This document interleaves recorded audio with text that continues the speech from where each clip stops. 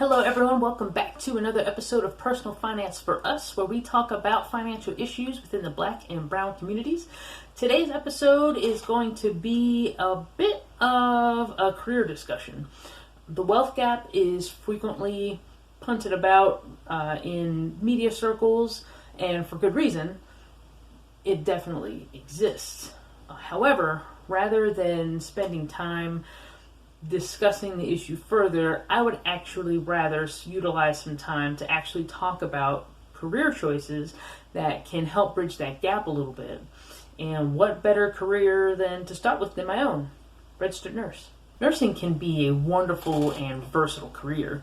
Most people, when they hear the word nurse, they probably instantly think of the traditional bedside nurse, and that's fine. That is the majority of the jobs, and if you did choose to become a nurse, that's probably where you would start. That being said, the world of nursing is vast. Nurses do everything from hospital management to government jobs, and they're even on software sales teams. In fact, the area of IT and IT nursing is growing substantially, and IT departments are bringing nurses in to help with developing software because IT people don't really know what needs to be documented. Another upside to nursing is that it's a job that's going to be very difficult to automate. This is a big deal because, just like so many other things, automation and artificial intelligence are projected to impact the African American communities disproportionately to their counterparts. Interestingly, only about 9.9% of nurses are African American, despite us being about 13% of the population. This means there's definitely room in the field to reflect the total population. I also find this interesting because it seems like when it comes to nurse aides that they are actually disproportionately Black by a lot. I couldn't find any actual statistics, but definitely in my personal experience that has 100% been the case.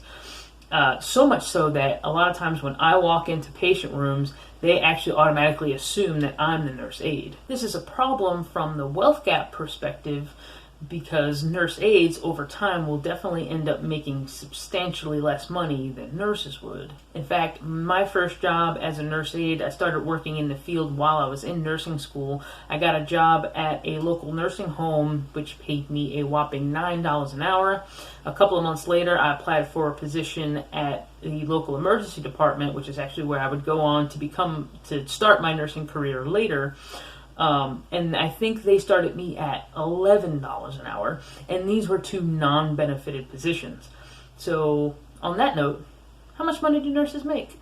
Scrolling now is the list of estimated nurse salaries posted on Indeed.com. If you've ever tried to look up nursing salaries, you've probably noticed that they run the gamut and they can change drastically from state to state. And there is a very good reason for this. That reason is it all depends on how whoever put the information together, how they decided to go about it, and what process they used. The fact of the matter is, nursing salaries are actually sort of difficult to pinpoint because there are a lot of factors that can influence a nurse's salary. Location being an obvious one, time in the profession being another big one, and the way some of these companies put together their information, sometimes they even envelope in advanced practice nurses being like nurse anesthetists, nurse practitioners. They make substantially more money than the standard bedside registered nurse. So this is also something to keep in mind when talking about nursing salaries. Another big influence is each hospital will have a different pay structure for off-peak hours. So day shift is usually, or first thing in the morning is usually just going to get a flat base rate pay, and as the day progresses, shift differentials tend to increase. This is also true for weekends, just as an incentive to have people work in those less desirable hours. The average person doesn't want to work night shift. The average person doesn't want to work weekends. So if you are willing to be one of those people that works nights and weekends, the hospital incentivizes you to do so with compensation. Again, every hospital is going to be a little different on this as far as the amount that they are willing to pay. I've worked for a couple of hospital systems now, and the night shift differential from the first hospital, a more rural hospital where I started, I think night shift differential was it like $4 an hour overnight compared to I think 6 or 6.25 at my second hospital system. Weekends were also dramatically different from one hospital to the next county. The high weekend shift differential was only given to nurses who worked weekend option, meaning their schedule was to work every weekend. If you just picked up on a Saturday, you were not paid as much as those who sacrificed every Saturday. Contrast this with my second hospital system that I worked for. Everyone got the weekend shift differential. Everyone got the same, whether you were weekend option or not. So they saw this as more of an incentive for when people do call out, for people to pick up those weekends. And let me tell you, it definitely works. At this hospital, day shift from 7A to 7P was an extra $12 an hour on a Saturday or Sunday. Night shift differential starting at Friday night at 7 p.m. was an extra $16.25 an hour. So that is a huge chunk of change, especially when you consider that there aren't even people making $15 an hour and are fighting for $15 an hour. You're making an extra just for showing up to work. Another thing that will influence nurse salary is if you're just simply at the bedside or not. I've had more than one friend move into a supervisor position and tell me that for that first transition into the supervisor role, they actually were making less money simply because they went from an hourly position where they were frequently picking up overtime and working off shift to transitioning to a day shift salaried supervisor position. So when you look at it as the whole scope, yes, their base pay itself was higher, but they were overall not making the same kind of overtime and not picking up shifts, so it affected their actual annual income. This is not only true of going from the bedside to supervisor, but the same can be said for things like case management or working in the education department. You move away from the bedside, you're no longer an hourly employee, so you become salaried, so that of course is going to affect your pay. And then of course, cycling back to management, if you are the type that maybe you do want to climb a more corporate style ladder, those options still exist for you as a nurse.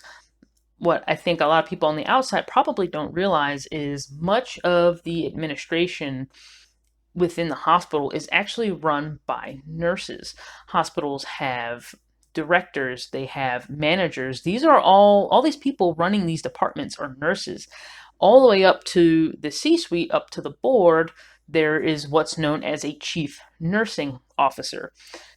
These positions aren't exactly a dime a dozen, and many of them do have MBAs on top of their nursing degree, but for the future, it is something to keep in mind if you are of that mindset. The last thing to consider when discussing nurse salaries is, are the nurses in question even full-time employees? One beautiful thing about working for the hospital is they often will give nurses quite a bit of flexibility. This is because most units do have a safe nurse to patient ratio depending on the acuity of the unit.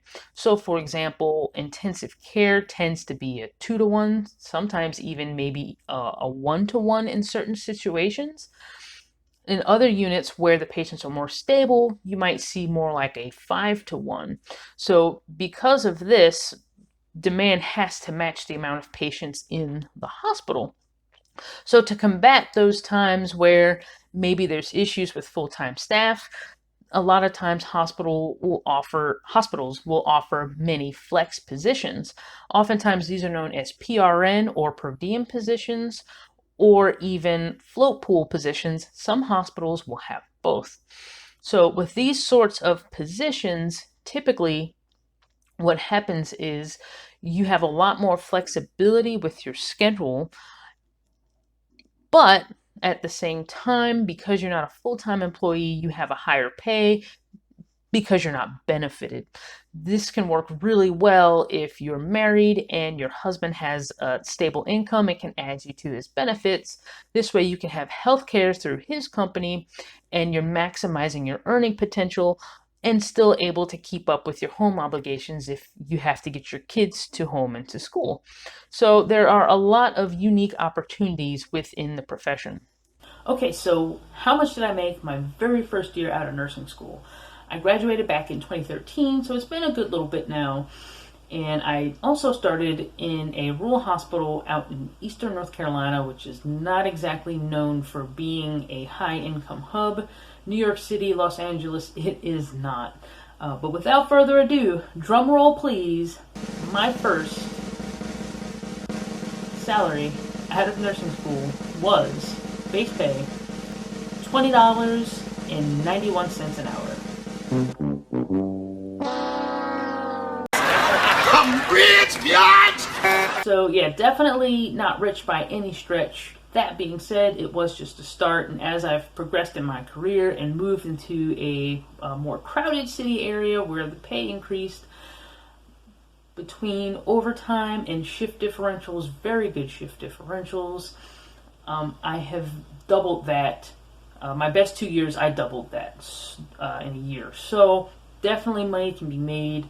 If you have things you need to get paid off, overtime is almost always an option as a nurse.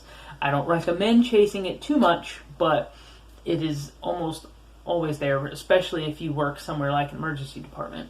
Alright guys, I hope you found this video informative. I hope it gave you something to think about. I understand nursing is definitely not for everybody, but if you have been on the fence, if you've thought about it, feel free to ask some questions down below. I'll answer them as best as I can, as quickly as I can.